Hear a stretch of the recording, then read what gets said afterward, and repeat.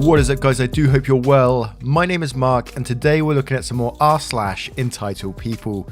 If you're new here, please consider hitting that like, that subscribe, and maybe that notification bell if you enjoy the content, of course. And with that being said, let's get straight into today's stories. Much love, guys. Our first story comes from Ravenwolf PS2. The story of my birth and my uncle's entitled ex-girlfriend. My parents have told this story numerous times, and I have relayed it on occasion to anyone who found it interesting. Although in this case the person of interest isn't an entitled parent per se, she wasn't at the time, but who's to say now over 20 years later. I believe it still fits in this subreddit. By the time I was born, my parents were fairly familiar with the birthing process, as they had quite a few children before me. My mother knew how she wanted to do it, and how she wanted to be there for it. At this point it was practically routine. My father's brother is a great guy, but kind of a pushover in romantic relationships. He'd been dating around for quite some time, but none of his previous girlfriends had ended up being marriage potential. Unfortunately, neither was this one. At the time of my birth, nobody had really met his girlfriend. They had heard of her, seen her maybe once or twice, but the relationship hadn't been cemented yet. It was a late Wednesday evening when my mother awoke my dad and announced that the baby was coming. They quickly packed up their things, called nearby family members to let them know they're on their way to the hospital. My grandparents arrived around the same time as them, as well as a couple of my dad's brothers. By this time, my mum had been in labour for several hours, and was about to enter active labour. She determined that only she and my father would be in the room for the birthing process. That's when entitled girlfriend spoke up, as my mother was being taken into the room. Entitled girlfriend said, "What about me?" My dad said, "What about you? Aren't you going to invite me into the room too?" GM, my dad's mother, "I don't think that's entirely appropriate." "Oh, come on! I'm a woman, so I know what it's going to be like in there. I can handle the screaming and everything." SU, my subservient uncle, "That's not the point, EG." "What are you talking about? I'm about to be family too. I have every right to be in there." My dad said, "It's not your decision to make." EG's now whining, "Baby, you know it's my birthday." She wasn't lying. It actually happened to be her birthday. "This baby is being born on the same date as my birthday just proves I'm meant to be in there. It's like a birthday gift for me." My dad says, "I'm sorry, what? If I'm not in the room for the birth, then how are you going to name the baby after me?" The dad looks at SU, who appears to be just as surprised at her question. "What the hell?" My dad's mum said, "They are not naming the baby after you. We're here to be supportive and you're making a scene." "It's not fair." The dad walked into the room with my mum. "Honey, you would not believe what I've just heard. Eshu's crazy girlfriend thinks we're naming our little girl after her." My mum said, "Why does she think that?" "Well, apparently it's her birthday." My mum pauses. "What time is it?" To which my dad says, "Almost 11 PM. Why?" My mum then says, "No way in hell I'm delivering this baby until midnight." And she held true to her word. She didn't start pushing until my dad confirmed it was midnight. EG complained the whole time about how it was taking so long and she wanted to hold the baby, but she ended up leaving before the baby was officially delivered. Major kudos to my badass mum, who managed to remain calm during the birth and have me when she was good and ready. Wow. A mum holding on to a baby just to pretty much annoy someone. That's a whole new level of like petty revenge right there. I love it. Our next story is from Bubblish Dan. Edie left me alone in a parking lot for 4.5 hours because he couldn't wait for 15 minutes. My dad is the EP in this one. To set the scene, my dad is a huge dick, has been for a long time. Him and my mum got a divorce when I was like 2, so I didn't really care much for him. I hated him, though he is well off and he sometimes invites me, male 14, to ski trips that last a week. Last time it ended, I left from the airport wishing to never be with him again, but alas, my mum tells me that he is coming to my country to see me for a week alone. She implied heavily that I can't turn this down, so I didn't. Now, this is day 3 of our around the country tour, and shit hasn't been going too well because he kept on being a dick to me, but wasn't being too much of an issue. We were at this museum thing, and we were reading off this post-board thing, but I was reading slower, and he left earlier. I had no clue where, and he didn't tell me that he even left, he just did, and I couldn't find him. So I went into the inner museum, saying to the security guard that my dad is probably in there. She believed it, as she just arrived to her shift. Looked around, he wasn't anywhere. Cool, I got a free ticket. After I exit, he called me and was like, "Come to the car," and sent me the location. After I got there, he told me to give him my phone, after which I asked why. He didn't respond, and repeated for me to give him my phone. I believed it was for a punishment, to which I clearly didn't deserve, so I refused. We didn't speak for about 3 hours, till we got to our next landmark, but I didn't dare to take my phone out. At the next landmark, we were standing at a huge flight of stairs. After staring down at it for around 5 minutes, I figured out that my dad wasn't there anymore. I looked around, shouted for a bit, but nothing. Keep in mind, my phone was in my pocket, and it was raining. My phone is brand new. He left me without saying anything.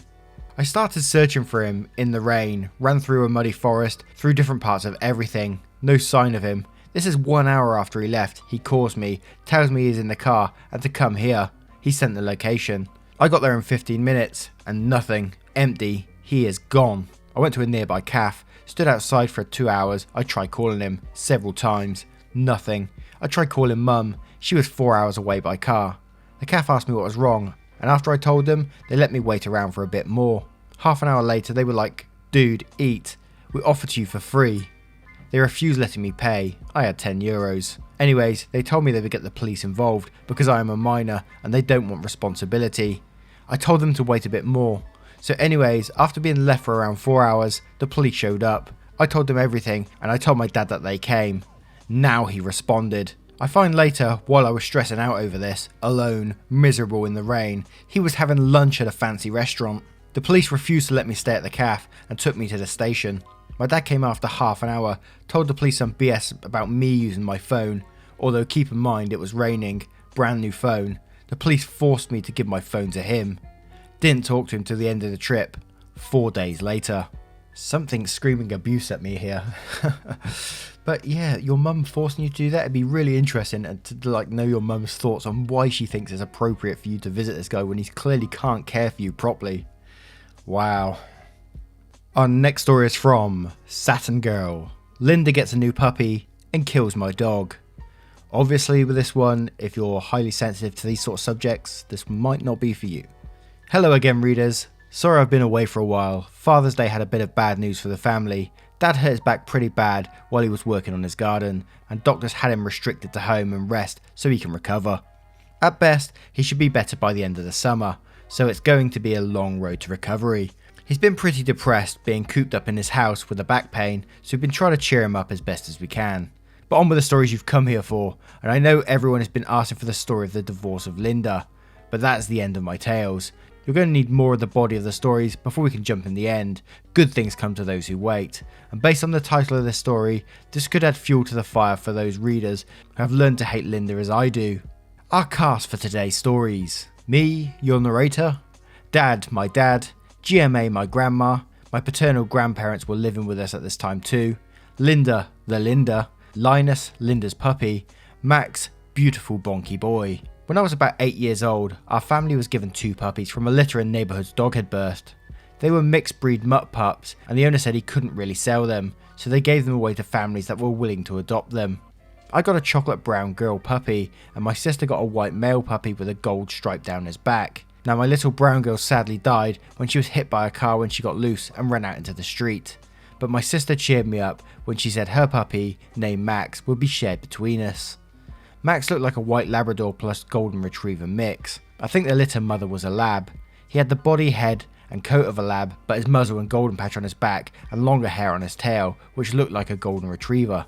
He was beautiful and dumb as a brick. And I'm not being mean, he was hilariously dumb. One of the best derps of nature I've ever known. Just a quick example of this, we could never have a screen door for our back doors. Max must have plain disbelieved in their existence because all other animals would see and wait for the door to be opened. Not Max, he walked straight through any screen door in his path, never slowing his pace. His nose was always torn up and bleeding from this happening, but he would sit there, happily panting in the backyard with blood dripping from his nose. Totally oblivious to the damage he did to the screen door, and himself. After one too many door repairs and nosebleeds in the house, my dad banished screen doors from our homes for Max's sake. 8 years later, and into the years of Linda, my sister has been kicked out at 18 and pregnant, so Max became my responsibility and my buddy. Linda got dogs of her own, and they were far older than Max, but they got along with him, despite his larger size. She didn't like Max because she said he was too big, but there was nothing she could do to get rid of him without resistance. Linda's dog did pass away not long after she joined our family.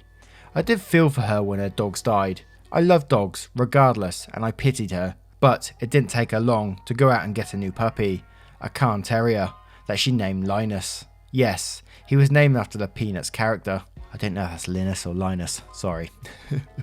She mainly named this pup out of spite because my sister refused to name her baby, my nephew, Linus, like Linda suggested. Linda suggested a name because we're in the hospital waiting room watching a Charlie Brown Christmas on the TV set, and during Linus's meaning of Christmas speech, the doctor announced my nephew's arrival and allowed the family to see them.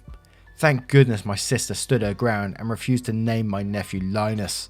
Moving on, however. Max didn't really seem to mind Linus at first and sniffed the pup and played a little, but introducing dogs to new pups takes time, training, and they learn each other's smell, personality, and communicate their own pack rules. Now Max, he had a large pillow that he would go and lay on, and this was his space. My grandparents also had a small dog, and their dog knew never to go near that pillow when Max needed a space. Linus, being a new puppy, didn't know better. We were sitting in the living room. I was by Max as he lay on his pillow, petting him and helping him to relax. Linus bound over playfully to Max on his pillow. Max, being the old man at 8 years old, gave a "get off my lawn" growl at the pup when Linus tried to jump on his paws. I scolded Max, telling him to be nice, and shooed the puppy away.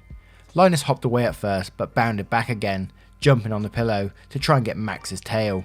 Max quickly sat up and barked loudly twice at the pup, showing his teeth but not biting.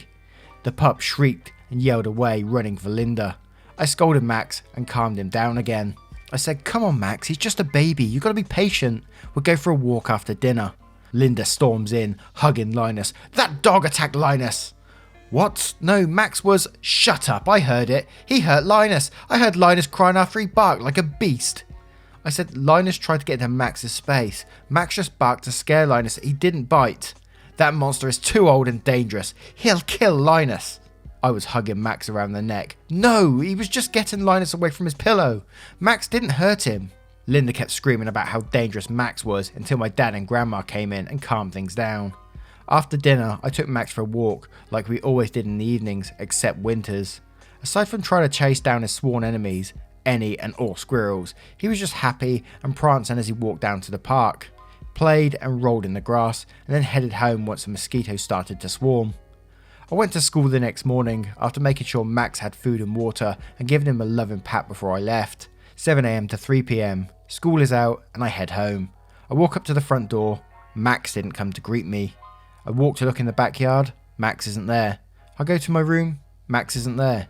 I look in the garage. Linda would put him in there sometimes, and Max isn't there. I start to freak out. My grandma hears me scrambling around in panic and comes down from her room. She said, "OP, what's the matter, sweetie?" I said, "I can't find Max. Did he escape the backyard? I should go and find him." She said, Shh, honey, calm down. Your dad and Linda took Max earlier." I said, "Took him? Where?" She said they didn't say. I'm sure they will be home soon. I sat on the couch, a mess of anxiety and shaking. Dad and Linda came home a few hours later, just before dinner. Max was not with them. I was still shaking. "Dad, where's Max?" Dad sighs. "We had to put him to sleep." I'm breaking down. Why? Why? Dad said he was getting old and his eyesight was getting bad, and Linda said he lunged and tried to bite Linus this morning. I'm now in tears and ugly crying.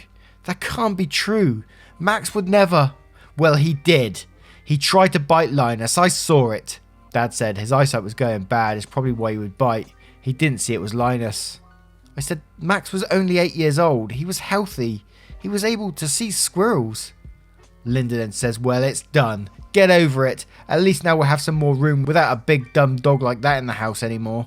I fled to my room and bawled. Max was a good furry buddy and a friend to me. I knew in my heart Linda lied to my dad to kill Max. Max was able to see and chase squirrels with no problem whatsoever, so I knew his eyesight wasn't the issue. Linda found her opportunity to get rid of Max, and she took advantage of it, making my dad take Max while I was at school so I could not protest and protect my dog.